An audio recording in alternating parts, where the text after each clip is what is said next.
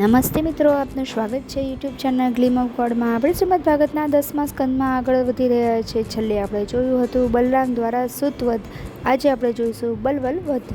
શ્રી સુખદેવજી બોલ્યા, પરીક્ષિત, સત્સંગ પર્વનો દિવસ આવ્યો અને બ્રાહ્મણોએ યજ્ઞની શરૂઆત કરી. ત્યારે ધૂળ, વર્ષા અને દુર્ગંધ ઉડાડતો અને યજ્ઞશાળામાં માંસ વગેરે અપવિત્ર વસ્તુઓ વરસાવતો મહાભયાનક દૈત્ય બલ્લવ આવ્યો.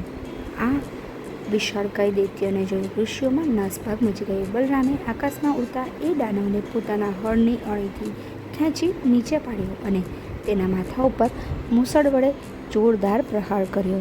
એથી એનું માટું ફાટી ગયું અને ભયંકર ચીસ પાડી દૈત્ય જમીન પર પડી મૃત્યુ પામ્યો. દૈત્યના ત્રાસથી મુક્તિ મળતા મુનિઓએ પ્રસન્ન થઈ બલરામજીને સ્તુતિ અભિષેક કરી અને આશીર્વાદ આપ્યા અને કદી ન કરમાય તેવા કમળની માળા, દિવ્ય વસ્ત્રો અને દિવ્ય અલંકારો આપ્યા. પછીથી મુનિઓની આજ્ઞા લઈ કૌશિકી નદીમાં સ્નાન કરી બલરામજી સરયુ નદીના ઉદ્ગમ તરફ ચાલી નીકળ્યા. ત્યારબાદ પ્રયાગમાં સ્નાન કરી તર્પણ કર્યા બાદ ફાલ્ગુન તીર્થ ગયા. ત્યારબાદ અનંત સૈનક, પંચાપરસ, કેરળ, ત્રિગર્ત, ગોકર્ણ વગેરે ક્ષેત્રોમાં ફર્યા બાદ એ ચારે બાજુથી જળ ઘેરાઈ આર્યાદેવીની દર્શન કરતા સૂર્યારક, તાપી, પયોષ્ણી, નિર્વિંદયા નદી, મનુતીર્થ વગેરેમાં સ્નાન કરી પ્રભાગ ક્ષેત્રે પાછા ફર્યા. ત્યાં એમને મહાભારતના યુદ્ધમાં સેંકડો ક્ષત્રિયોનો સંહાર થઈ ગયો છે એવા સમાચાર મળ્યા.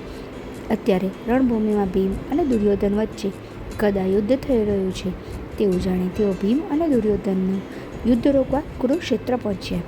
એ સમયે ભીમ અને દુર્યોધન એકબીજાને પરાજિત કરવા માટે પેંતરો બદલી રહ્યા હતા.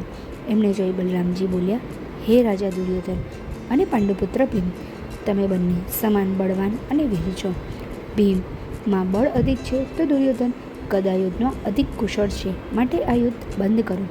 પરંતુ બંનેમાં પરસ્પર વેરભાવને એટલી બધી હતી કે એમની વાત કોઈએ માની નહીં અને તેઓ લડતા રહ્યા. એટલે બલરામજી દ્વારિકા પાછા ચાલ્યા ગયા. આ છે બલ્લવવધ નામની કથા.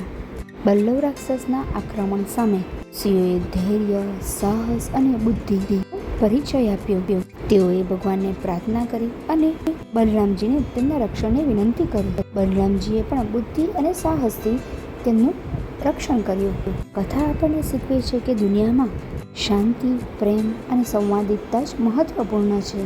આપણને હિંસા અને દ્વેષથી દૂર રહેવા માટે અને વિશ્વમાં શાંતિ અને પ્રેમ ફેલાવવાની પ્રેરણા આપે છે.